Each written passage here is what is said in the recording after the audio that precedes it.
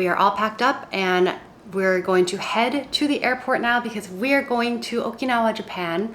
We have a quick layover in Taipei first, but I want to take you guys with me to see how I travel through the airport, and I wanted to give you some tips on how to travel as comfortably and stress-free as possible when you're traveling, especially in this case if you're traveling internationally. I know that traveling can be scary for a lot of people, intimidating, very stressful because there are quite a lot of things that you have to remember, but here are some tips to help you have a more stress-free experience as you're traveling. First things first, to be comfortable, you need to be physically comfortable. So my number one tip is to wear less than you think you'll need in the airport. So for example, I'm wearing a really comfortable t-shirt with some linen pants. And I say this because there have been far too many times where I wear an extra layer and I'm running through the airport and I'm sweaty. And you know those American TSA officers, they are known to be a little pushy and they used to make me like really anxious, so I'd sweat even more. And then by the time I'm on my gate, I'm a drenched mess.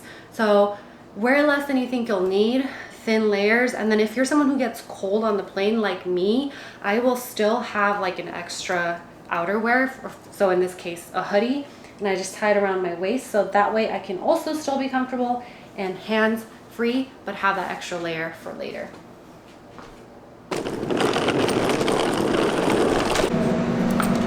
Whew, it's hot in the subway stations during summer.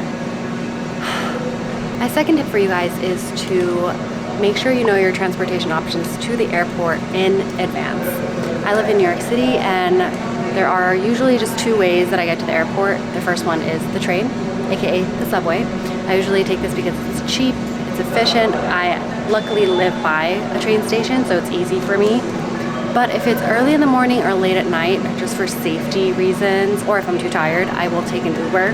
Something that I recommend you do is the day before your flight to look at the time of your flight and see whether there's going to be like traffic or if it's going to be during rush hour, because then it might take you longer to get to the airport and you don't want to miss your flight. The worst thing that could happen is when you're on your way to the airport and there's traffic that you did not expect.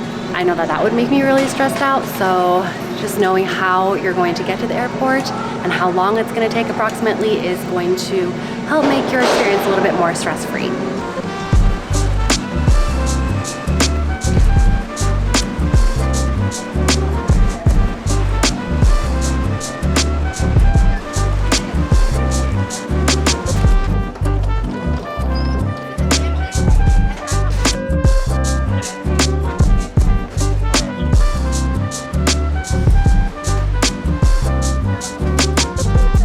We just made it to the airport. We had to take 2 subways and then the air train. The subways were a little bit delayed, so it took a little bit longer than we wanted, but it's all good. We're here. We're gonna go get our boarding passes right now because we weren't able to get them online. So we're gonna try to get them at a kiosk. Okay, it looks like we were not able to get them at a kiosk, so we're gonna stand in line to get our boarding passes. We are flying EVA. Taiwanese airline. It's really good. The food on there is really good and the service is amazing. But one other tip that I wanted to give you guys is to try to get a digital boarding pass if you can.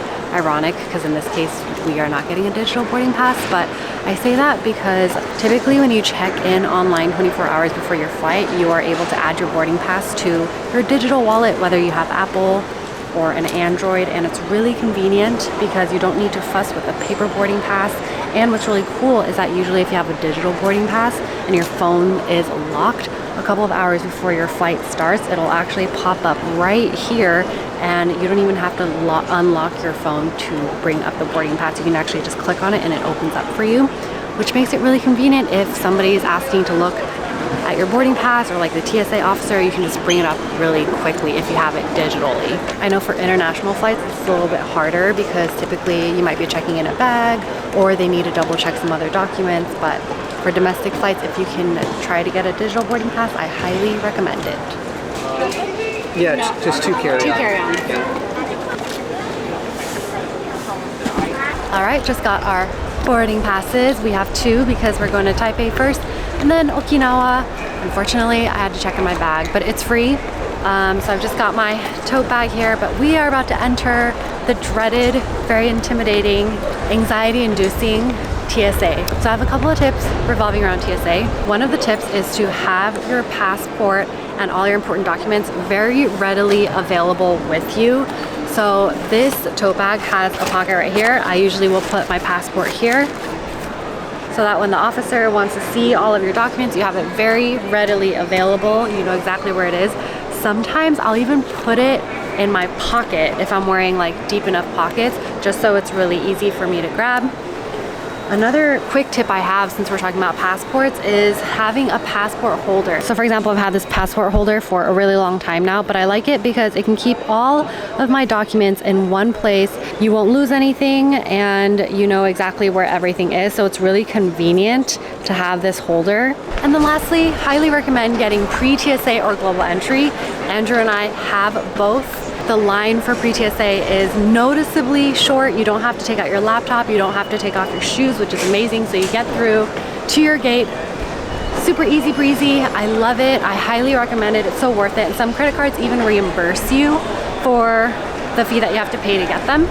And I swear it makes all the difference, especially when you're going through TSA and you have those officers yelling at you, telling you to take off your shoes, telling you to take off this. This is going to make that process a lot simpler and a lot more stress-free.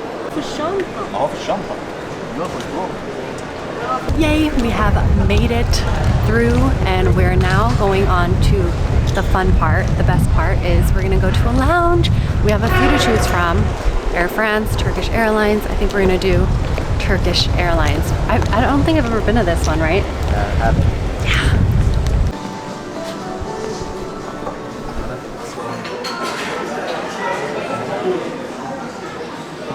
All right, so this lounge does not serve alcohol, but let's see what other drinks they have. I'm pretty thirsty. Orange juice, looks like they've got some orange juice, apple juice, coffee, tea. Ooh, a lot of water, huge supply of little mini waters. I wish they made these bottles a little bit bigger.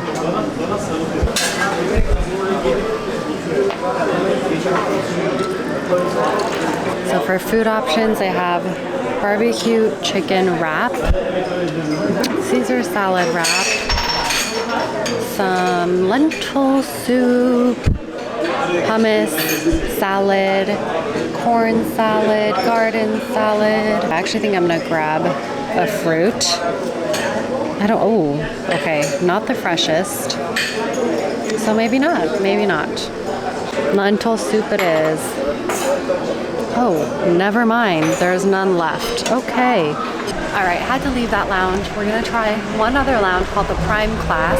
The food and the drinks at that lounge, which wasn't for me. Food was a little bit lacking, obviously, and then it was really crowded. So many people in there. Thankfully, this lounge that we're going to is near our gate, so that's perfect.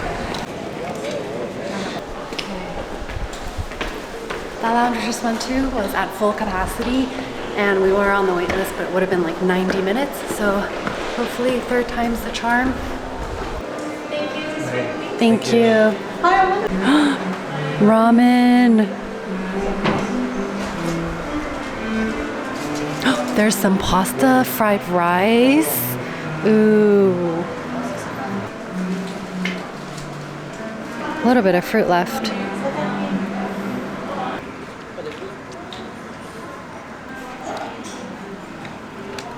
Jeju water. So cool, I'm drinking Jeju water.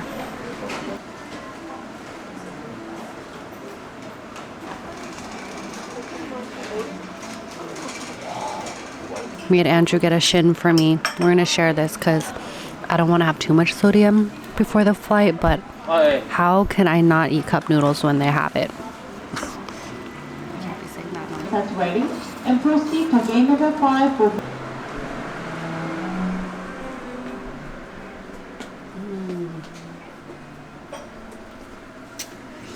All right, I'm gonna come and sit at this workstation while I give you guys my last few tips.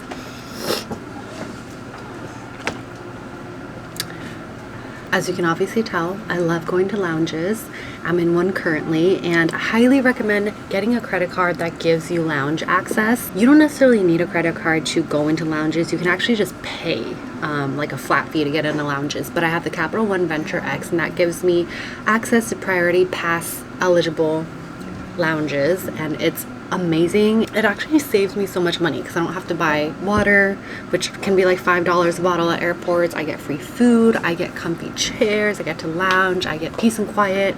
Especially right now, the airport is so crowded because of all the Asian flights. I'm in a terminal where there's like people going to Korea, Manila, so many people. Usually these flights are red eye. It's midnight right now, so it makes sense, but it's super crowded. So it feels really nice to have this kind of peace and quiet and have like outlets to charge your things. And these lounges have boarding times for you. So they have the screen so you don't have to feel like you're going to be late for your flight. You can keep track of your time there. And some lounges even have showers. I haven't actually used one yet. I haven't needed to, but maybe one day. And my last tip, which may be the most obvious one, is to get to the airport early.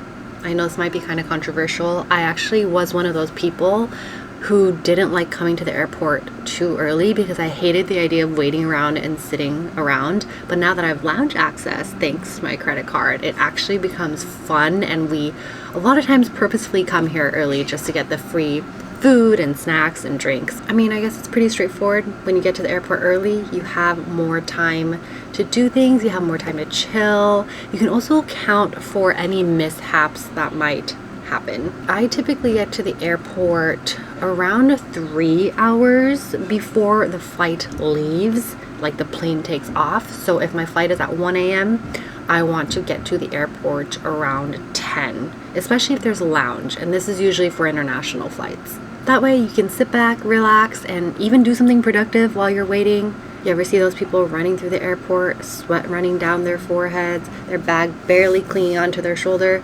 Those people probably didn't get to the airport on time. And that's it. Those are all of my tips for how to travel as comfortably and stress-free as possible when you're going through the airport. These are all tried and true tips, and I hope that they help. I am boarding in about 30 minutes, so I'm going to go grab a couple more cups of that sacred Jeju water and see if they replenish the fruit too. But anyway, stay tuned for my upcoming Asia travel vlogs, and I will see you all in my next video. Bye!